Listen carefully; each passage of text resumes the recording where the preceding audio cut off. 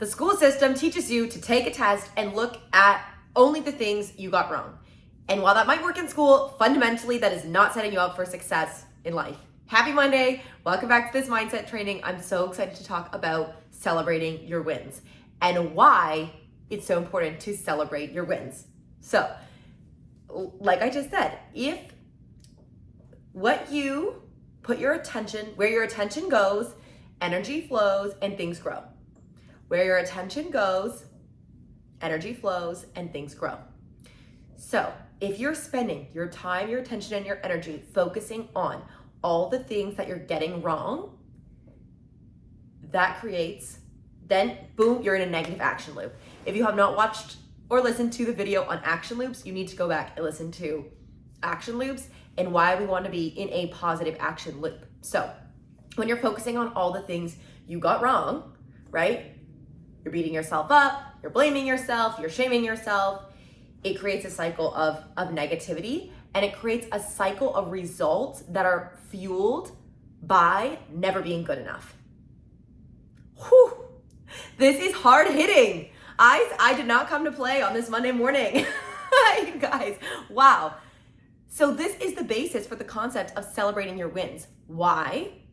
Especially as women, we are taught to be quiet, sit still, be pretty, not share our opinion, not be loud, be humble, right? Don't brag.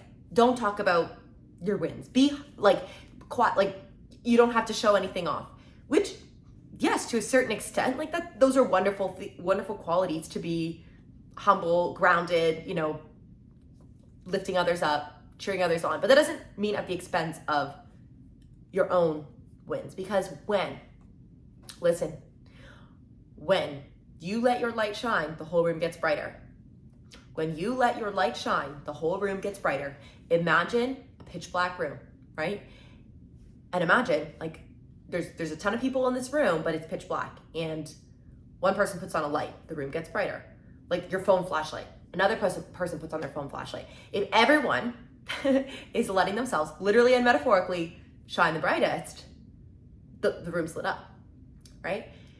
And so we want to think, again, it's a positive action loop. When you can be proud of celebrating and sharing your wins and the good things, you become the example of what's possible for someone else. Do you know the saying? It's like a common saying in women in leadership, you have to see her to be her. This is exactly that, right? It is not taking away from somebody else's wins or somebody else's success to share about yours. Unless you're doing it, if you're doing it from a place that's actually fueled by ego or competition or honestly compensating for an insecurity, then it's gonna come across the wrong way. But when we're doing it from a place of love and kindness and genuine excitement, and knowing that when you win, everyone wins, right? We rise by lifting others. So when we're stemming from that place, right? Let's go back to the concept of action loops. When you celebrate externally or internally, whatever makes you feel good, right? You celebrate a win, it gets you into the state, the default state. Go back and watch the video on default states if you haven't. It gets you into the default state of excitement, of pride, of feeling expansive, of inspired, of feeling really good.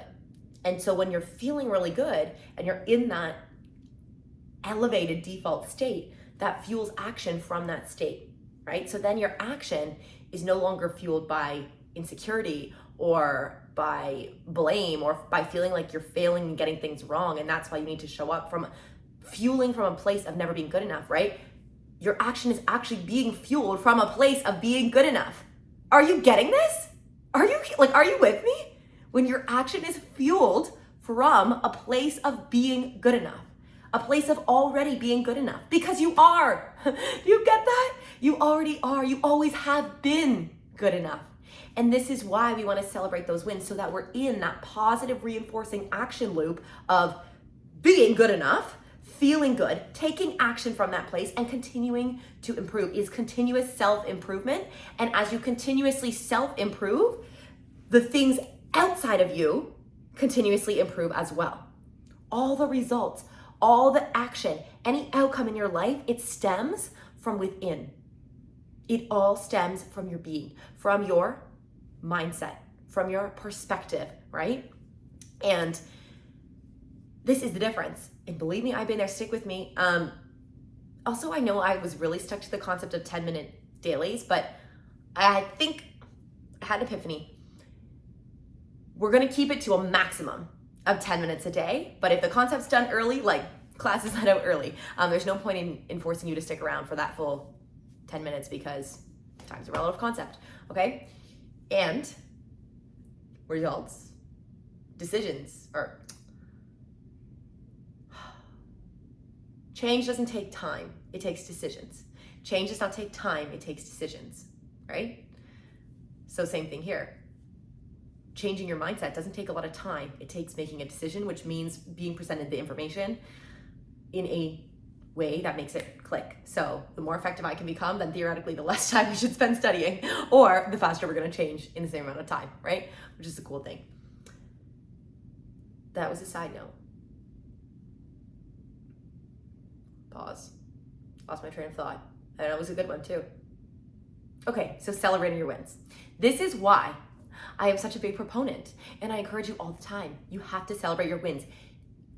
Because if a win isn't big enough to celebrate, it never will be big enough to celebrate.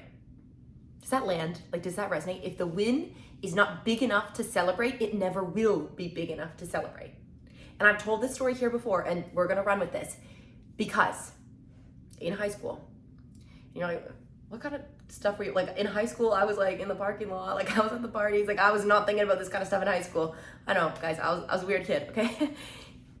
In high school, this is a great example because in this, traditional school system, I was so focused on all the failures, where is the last 5%, the last 10%, what are the activities I wasn't doing? What were the things I was getting wrong, right? And I was certainly not in the habit of celebrating wins. If I would say, do like, in school you get like a weekly homework or like a quiz, right? And so say I'd get a mark that I was excited about on the quiz. A mark, maybe not that I was excited about, but a mark that I deemed good enough because everything was fueled from a place of not being good enough. A mark that I deemed good enough. Would I celebrate? No, because I'm like, it was just a quiz. It's 2% of my grade. Like, doesn't matter. It's just a quiz, right? What really matters is the test, the unit test. So then I would get the grade that I deemed good enough on the unit test. And I'm like, oh, it's just a test. Like, it doesn't matter that much. Like, we have to wait to the midterm, right? And then I would, get whatever the mark was on the midterm. I'm like, oh, it's just the midterm. Like, it's not my final grade in the class. And so whatever, it doesn't matter that much. I would, do the exam, get my final grade in the class. And I'm like, oh, well, it's just one class. Like, it doesn't, what really matters is my average for the year. My average for the year, if it was deemed good enough. Oh, but what really matters is the overall grade of high school, right? What really matters is, and it was no matter what the win was, it was never big enough to celebrate. And then when I actually was getting the wins that were certainly big enough to celebrate, getting into universities, getting early acceptances, being offered a scholarship, right? We've talked about this scholarship. It's a $36,000 scholarship. That, when you are 17, that is life-changing money, right? And guess what? Was it objectively big enough to celebrate? Any of those wins were big enough to celebrate because there's no such thing as an objective win that's big enough to celebrate. I did not feel good enough. I did not feel deserving of celebrating that. I did not feel deserving of the win. And this is why it's a habit. And this is what, like I told you, I've had this big epiphany. Like, we've got 1 minute left here, so stick with me. And that is when I decided, no, you know what? No matter how big or small, if it's a win, we celebrate.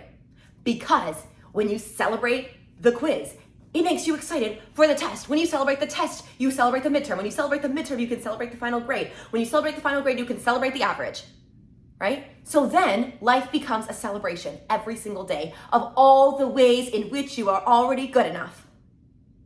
Boom.